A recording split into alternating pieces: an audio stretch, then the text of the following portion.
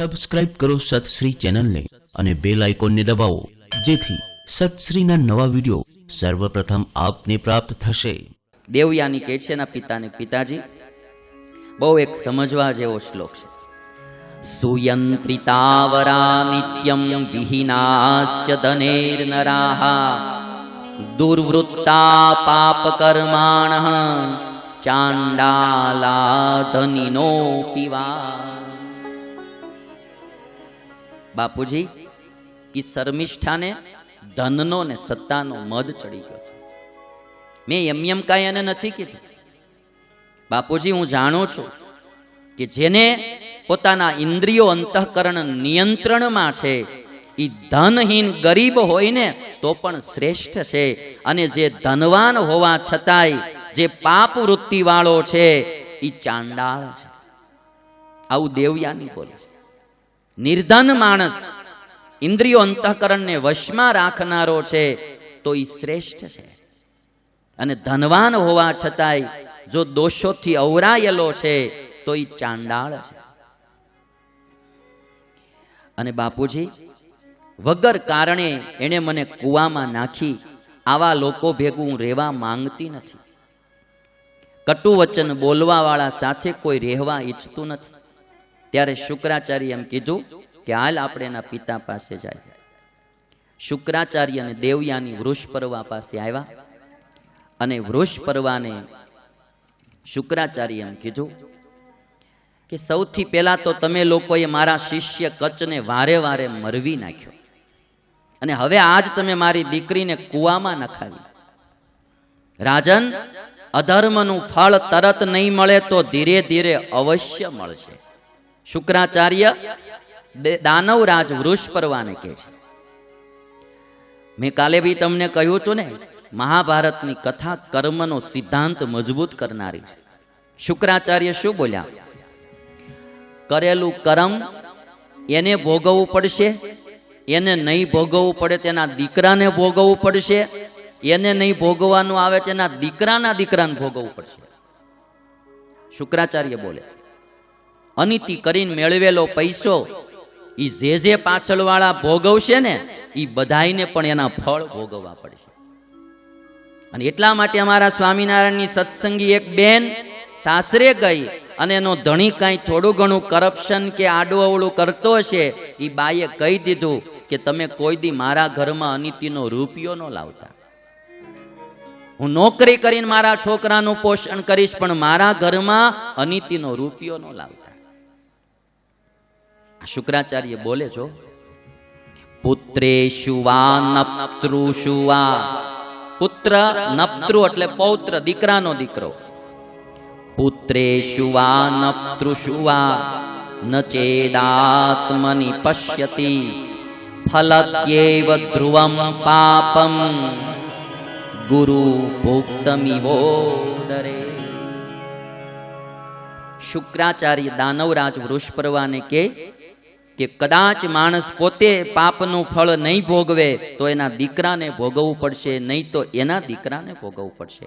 પણ ફલત્યેવ ધ્રુવમ પાપમ, પાપનું ફળ મળે ને. હું તમને પાપથી ડરાવતો નથી, પણ હું તમને પાપથી મુક્ત કરવા માટે કહું છું કે આપણા જીવનમાં કોઈ પાપ ન હોવું જોઈએ. શુક્રાચાર્ય કે ગુરુ ભુક્તમ ઇવોદરે. કોઈ માણસે ઝાઝુ ખાઈ લીધું, વધારે પડતું ખાઈ લીધું, ભજીયા બહુ ભાવતા હોય ને, સારા કુંભણિયા બન્યા હોય ને, પટ્ટી ભજીયા હોય ને, વળી પાછા બટેકા નાખીને રીંગણાને ભાત ના કર્યા હોય, પછી થોડા ખાવામાં બહુ ઝાઝા ખવાઈ જાય ત્યારે તો કાંઈ વાંધો ન આવે, 5-10 મિનિટ 15 મિનિટ ખાતો હોય ત્યારે. પણ પછી ઈ જે માલપા જઈને ફાઇટિંગ શરૂ કરે, એટલે પછી તમે જોવો ને ભાઈ, એવો ગોટો ચડે. હા, પછી તો એમ તમારે એને છે ને લેટ્રિન થી આગું જવાય જ નહીં, એવો દુખી થાય. શુક્રાચાર્ય બોલે, ગુરુ ભુક્તમ ઇવોદરે. જ્યારે માણસ ખાય છે ત્યારે તો એને કંઈ વાંધો નથી આવતો, મજા આવતી હશે, પણ જ્યારે એને પરિણામ આવે, એ ભજીયાને લઈને જાડા થઈ જાય, ત્યારે પછી એને ખબર પડે કે હવે આ ખવાય નહીં. ડાયાબિટીસ વાળો કોઈ લાડવો ખાતો હોય ત્યારે તો એને મજા જ આવતી હોય, પણ એ ડાયાબિટીસને લઈને એની કિડની ફેલ થઈ જાય તેથી એને ખબર પડે ગળપણ ઓછું ખાધું હોત તો સારું હતું. તઈ એનું પરિણામ આવે ત્યારે ખબર પડે. એમ કુકર્મ કરીએ આપણે ત્યારે તો કઈ ખબર ન પડે ને મજા જ આવે, પણ જ્યારે કુકર્મનું ફળ આવે ત્યારે માણાને ખબર પડે કે આ ન કર્યું હોત તો સારું. એટલે અમારે ઓલા પંક્તિ ગાયતી ને આગે ખબર પડેગી, આગે ખબર પડે. એક કડી ગાઈ દે ભાઈ, બહુ મજાની છે. આગે ખબર પડેગી. જ્યારે કોઈ આપણે પાપ કરીએ, ખોટા કામ કરીએ, કાંઈ પણ મોજું માણીએ ને ખોટી રીતે, ત્યારે તો આનંદ આવે, પણ એના પરિણામ આવે ત્યારે બહુ ભયંકર હોય છે. आगे खबर पड़ेगी भाई,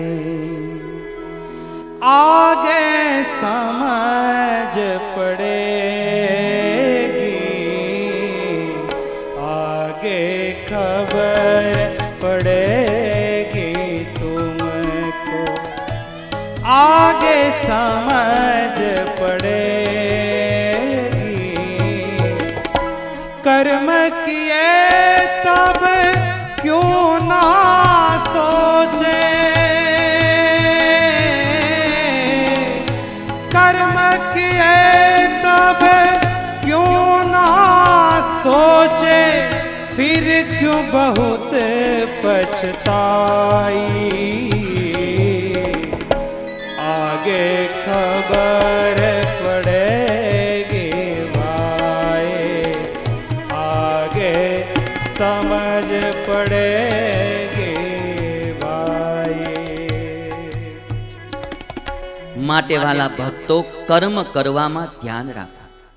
શુક્રાચાર્ય કહે છે વૃષપર્વને કે હું તારું રાજ્ય છોડીને જાઉં છું. વૃષપર્વા કહે છે તમે ચાલ્યા જશો ને તો અમે સમુદ્રમાં સમાઈ જશું, અમારી બીજી કોઈ ગતિ નથી. ગુરુ તમે અમને છોડીને ન જાઓ. તમે દેવોના પક્ષમાં જશો તો હું આગમાં કૂદીને મરી જઈશ. હવે હું થયું, દાનવ રાજને બીક લાગી કે અટાણે ગુરુ ખીજાણા છે અને જો અટાણે અમને છોડીને વયા જશે તે દેવોના પક્ષમાં પડી જાય. અને આ પાછું બહુ પાકું છે. આમાં કેવું છે અટાણે કે માણાને કોઈને બે જણાને ન પડે ને એટલે આવડો આ જે પક્ષમાં હોય ને ટપુડો, એટલે ઓલો બીજો ટપુડો બીજા પક્ષમાં વયો જાય. આમાં બીજું કાંઈ નહીં. આમાં બહુ આ પાકું છે. હા, આ જો હું ને બાલસ્વામી હોય બે બરાબર, અમે બે માનો ગુરુ, એમ આપણા ઘરના દ્રષ્ટાંત દે એટલે બહુ વાંધો ન આવે. એટલે હું ગુરુ હોઉં, બાલસ્વામી ગુરુ હોય. બાલસ્વામીને થોડાક ચેલા હોય, મારે થોડા ચેલા હોય. પછી એમાં મારે બે ચેલા હોય અને બે હગા ભાઈઓ હોય. એ બે મારી ભેગા જ રહેતા હોય. બાલસ્વામી પાસે કોઈ દી ન જાતા હોય. જે કાંઈ સેવા કરવી એ મારી જ કરતા હોય, મારી હારે જ રહેતા હોય ને મારી હારે જ જોડાયેલા હોય. પણ હવે જ્યારે એ બે ભાઈને કંઈ બાંધવાનું થાય ને કોઈ બી કારણસર, એટલે એમાંનો જે ભાઈ મારી ભેગો રહે ને એટલે મારે પાક્કું સમજી લેવાનું કે ઓલો હવે ઓલી બાજુ જવાનું. એને બાલસ્વામી હારે પ્રીતિ થઈ ગઈ એવું નહીં. ઈ જ્યારે મારો શિષ્ય હતો ત્યારે બાલસ્વામીનું મારી આગળ ઘણી વાર વાંકું બોલ્યો હોય, પણ હવે ઈ બે ભાઈને ન બન્યું. એટલે એક ભાઈ જે ભાઈ મારી બાજુ રહ્યો એટલે ઓલો ભાઈ પાકું જ હોય કે બાલસ્વામી બાજુ જાય. આ પાકું છે. આ તમને સમજાઈ ગયું ને? એટલે માણસોએ આ વૃષપર્વા હતા ને ખબર પડી ગઈ, ગુરુ અટાણે નારાજ થયા છે અમારાથી, એટલે અમારા દુશ્મન જે દેવ ઈ બાજુ જાય અને ઈ બાજુ જો ગયા તો મૃત સંજીવીની વિદ્યા લઈને જાશે, મરશું અમે ને ઓલા બધા તો સી ઉતારે. એટલે કહે છે તમે જો ગયા તો હું આગમાં કૂદી પડીશ. શુક્રાચાર્ય કહ્યું કે તો તમે મારી પ્રાણ પ્રિય પુત્રી દેવયાનીને પ્રસન્ન કરો. એટલે વૃષપર્વા અને શુક્રાચાર્ય બે દેવયાની પાસે આવ્યા. વૃષપર્વાએ દેવયાનીને કીધું તારે જોઈ તે માગી લે. દેવયાની કે દેશો? તો કે હા. તો કે આજથી તમારી દીકરી શર્મિષ્ઠા મારી દાસી બને. એને આવું માગ્યું દેવયાની. વૃષપર્વાએ કહ્યું ઠીક, શર્મિષ્ઠાને બોલાવી. એની પૂછવું પડે ને શર્મિષ્ઠાને બોલાવી શર્મિષ્ઠાને કહ્યું કે મારે આ રીતનું થયું છે તો તું એની દાસી થઈશ? શર્મિષ્ઠા કે હારું, હું એની આજથી દાસી થઈ શકે. એટલે શર્મિષ્ઠાએ કહ્યું કે મારા અપરાધથી તે જાય છે તો હું દેવયાની જે કહેશે તે કરીશ. અને આ પ્રસંગે મહાભારતમાં એક બહુ સરસ શ્લોક લખાણો. દેવયાનીની દાસી થવાનું શર્મિષ્ઠાને ગમે તો નહીં, રાજાની દીકરી હતી, પણ એણે શું વિચાર્યું કે એક મારે કારણે જો ગુરુ શુક્રાચાર્ય જતા રહેશે તો અમારી આખી દાનવની નાત દુઃખી થાય, આખું અમારું કુટુંબ દુઃખી થાય. જો એક મારાથી આખું કુટુંબ દુઃખી થતું હોય તો મારે દાસી થઈને આખા કુટુંબને સુખી કરવું. શર્મિષ્ઠાની આવી ઉમદી ભાવના હતી. અને ત્યારે શ્લોક શું લખાણો? ત્યજેદેકમ કુલસ્યાર્થે. આ શ્લોક બહુ પ્રસિદ્ધ છે, મહાભારતનો શ્લોક છે. ત્યજેદેકમ કુલસ્યાર્થે ગ્રામસ્યાર્થે કુલમ ત્યજે ગ્રામમ જનપદસ્યાર્થે આત્માર્થે પૃથ્વીમ ત્યજે. બહુ અદ્ભુત મહાભારતમાં વ્યાસ પ્રભુએ આ શ્લોક લખ્યો કે જો એક આપણે થોડું ઘણું કંઈક જાતું કરીએ ને એમાંથી જો આખું કુળ સુખી થતું હોય તો આપણે આપણું જાતું કરીને કુળને સુખી થાય એમ કરો. ત્યજેત એકમ કુલસ્યાર્થ. એકનો ત્યાગ કરતા આખું કુળ સુખી થતું હોય તો એકનો ત્યાગ કરી દો. આ સિદ્ધાંત આગળ વિદુરજી ધૃતરાષ્ટ્રને પણ કહે છે કે તમે આ એક દુર્યોધનને છોડી દો તો તમારું આખું કુળ સુરક્ષિત રહે, અને જો તમે આ એકને નહીં છોડો તો તમારું આખું કુળ દુઃખી થાય. પણ આજ શર્મિષ્ઠા સમજી અને બોલી કે એકનો ત્યાગ કરતા જો આખું કુળ સુખી થાય તો એકનો ત્યાગ કરી દેવો. અને જો કુળનો ત્યાગ કરવાથી આખું ગામ સુખી થતું. ત્યાગનો મતલબ અહીંયા મારો એવો છે કે થોડું ઘણું આપણું કંઈક જાતું કરવાથી જો આખા કુળનું જાતું કરવાથી આખું ગામ રાજી થતું હોય, સુખી થતું હોય તો કુળનું જાતું કરવું. અને એક ગામનું જાતું કરવાથી જો આખો દેશ રાજી થતો હોય, સુખી થતો હોય તો ગામનો સ્વાર્થ છોડી અને આખો દેશ સુખી થાય એ કામ કરવું જોઈએ. અને અંતમાં એવું લખાણું કે પોતાના આત્મકલ્યાણની વાત આવે ત્યારે આખી દુનિયાને જાતિ કરીને પણ આત્મકલ્યાણ કરી લેવું. એમાં પછી કાંઈ ન જો, ગમે એને છોડવા પડે છોડી દેવા, પણ આત્મકલ્યાણમાં કોઈ આડું આવે તો એને છોડી દેવા, આત્મકલ્યાણ બગાડવું નહીં. એટલે અમારા ગુણાતીતાનંદ સ્વામીએ કહ્યું કે કરોડ કામ બગાડીને મોક્ષ સુધારી લેવો. કરોડ કામ બગાડીને મોક્ષ સુધારી લેવો.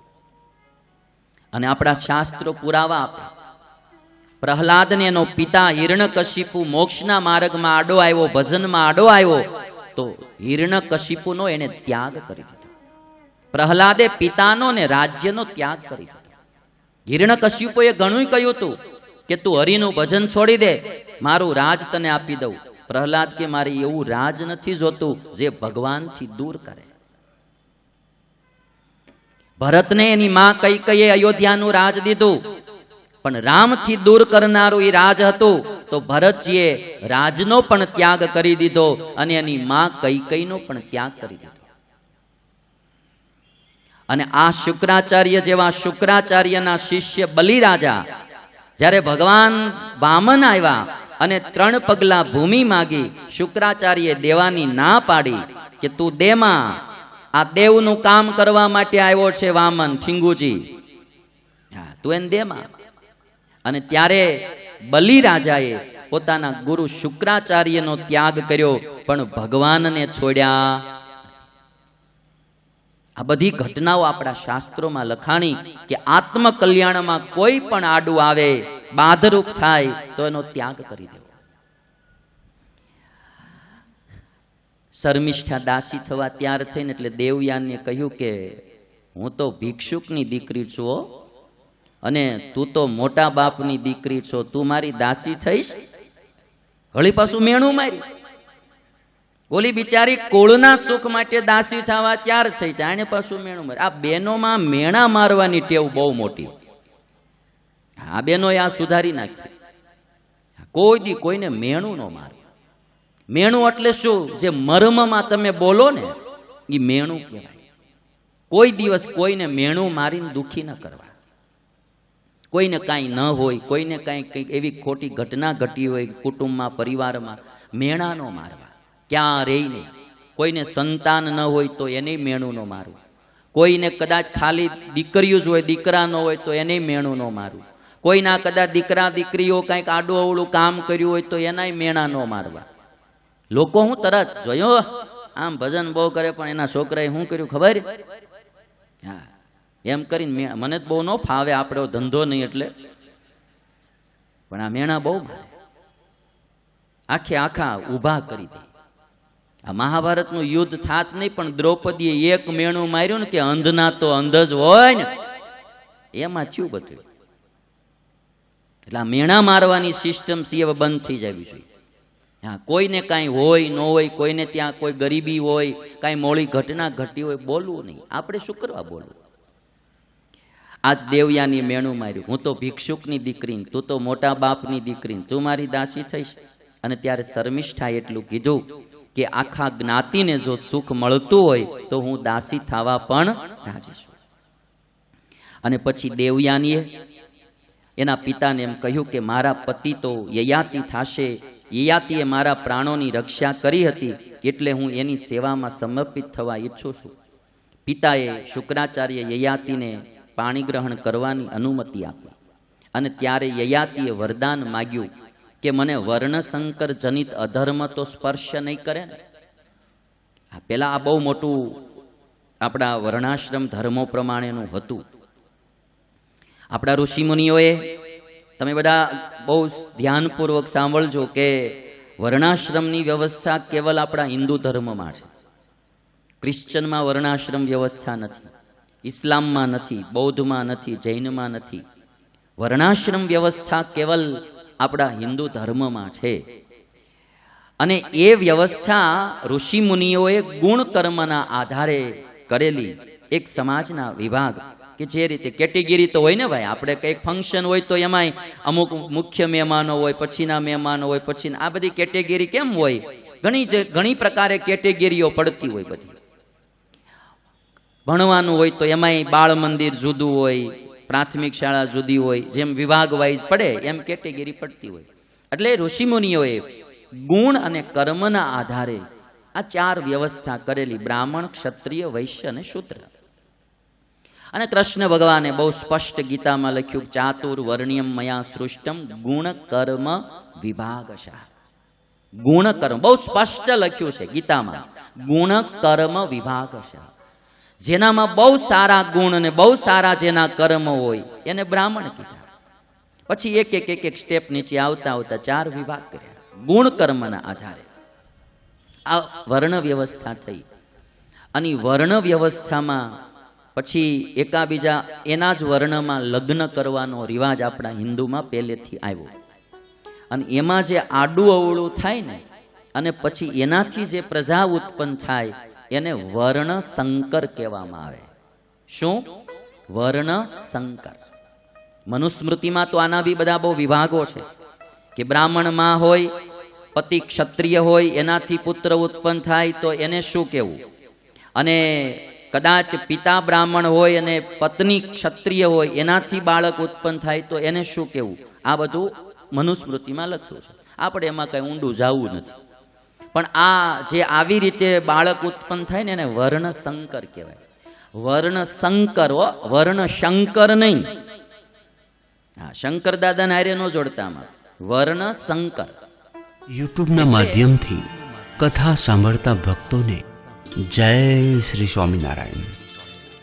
માનવ કલ્યાણ માટે જીવન સમર્પિત કરનાર પરમ પૂજ્ય સત્શ્રી, જેમની અમૃતવાણીથી કેટલાય લોકો વ્યસનમુક્ત થયા છે, કેટલાય પરિવારોમાં એકતા વધી છે, સમાજમાં પ્રભુ ભક્તિ, દેશભક્તિ, ગુરુ ભક્તિ, માતૃપિતૃ ભક્તિનો સંચાર થયો છે. આવી સમાજના કલ્યાણરૂપ કથાના પ્રચાર પ્રસાર માટે તમારા જન્મદિવસ, મેરેજ એનિવર્સરી, પુણ્યતિથિ અથવા કોઈ પણ દિવસે ડોનેશન આપી આ પુણ્ય કાર્યના સહભાગી બનીએ. યથાશક્તિ ડોનેશન આપવા માટે સંપર્ક 9904 17000. જય શ્રી સ્વામિનારાયણ. જો આ વિડીયો ગમે તો વધુને વધુ શેર કરો, લાઈક કરો અને તમારો અભિપ્રાય કોમેન્ટમાં લખો. અને હા, જો તમે હજી આ ચેનલ સબસ્ક્રાઇબ ના કરી હોય તો સબસ્ક્રાઇબ કરી બેલ વગાડી દેજો.